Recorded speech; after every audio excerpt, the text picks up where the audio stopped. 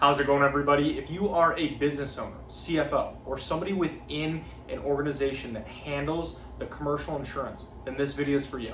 Today I wanted to go over a common question that I do get, and that is, what type of insurances do I actually need if I'm going to be leasing some sort of commercial space? So I'll go over some of the key coverages that you should be looking into and considering, and oftentimes are going to be required in your lease agreement.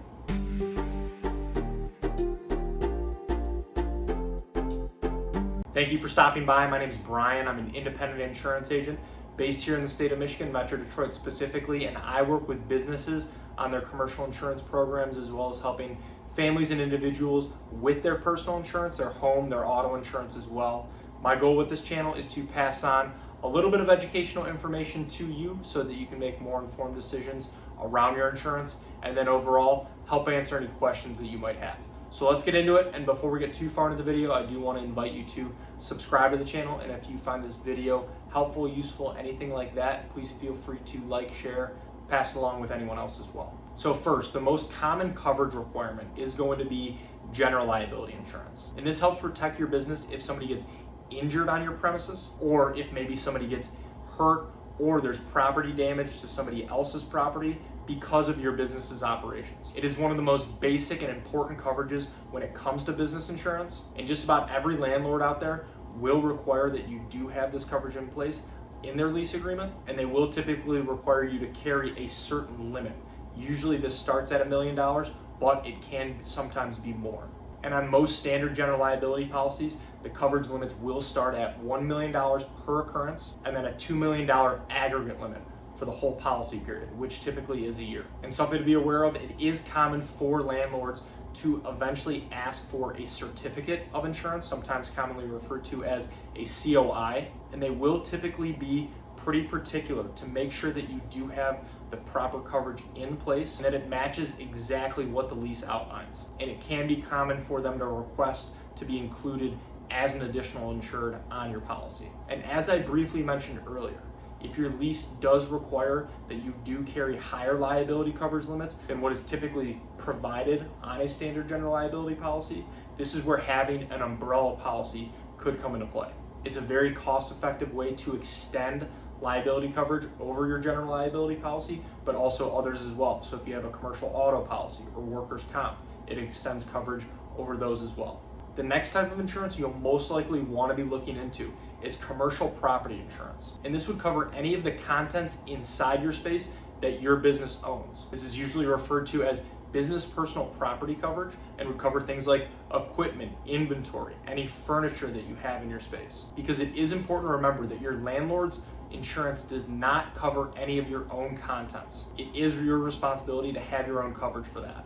And then along with this, if your business has made any upgrades to the space, whether it's with flooring, lighting, any sort of specialized HVAC equipment, things like that, you will most likely need your own coverage for these.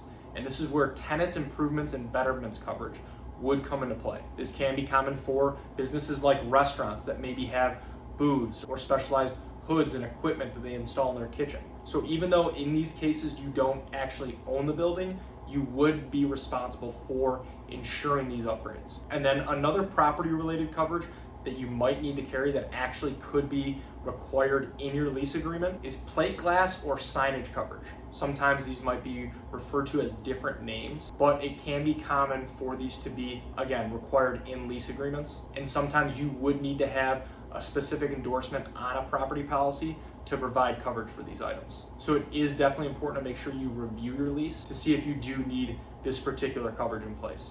And now, your business might need other coverages like workers' comp coverage. And here in Michigan, if your business does have any employees, you are legally required to carry this coverage, even if your lease doesn't actually mention it. And then some leases might even mention auto coverage. And if your business doesn't actually own any vehicles or use any vehicles regularly for work, this is where you would need to look into what is called hired and non-owned auto coverage. And this provides liability coverage to your business for any vehicles that you don't own. So any rented vehicles or personally owned vehicles that are maybe used for a work errand here or there. And depending on the nature of your operations, you can typically include this and add this on as an endorsement on your general liability policy.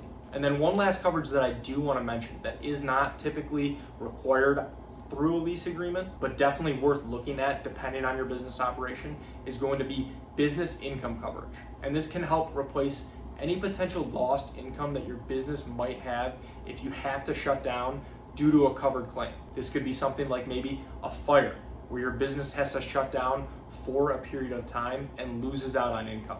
So again, this coverage might not apply to every type of business, but definitely worth looking into and considering. Overall, with all of this, every lease is going to be different. So it is important to make sure that you are in compliance with what is specifically stated in your lease, but at the same time, not simply just checking boxes, but really making sure that your business is properly protected from the common risks that you might face in your everyday operations. So thank you for watching, and if you are looking for help with your insurance when it comes to a commercial lease or your business insurance program just as a whole, I would love the opportunity to work with you and see if our team can help. There are a lot of ways to get a hold of me, and they should all be in the description below. Please feel free to text, call, email, fill out a contact form, whatever's easiest. And if you have any other questions about insurance, please feel free to either reach out directly or leave them in the comments below. I would love to help answer those as well. So thank you again.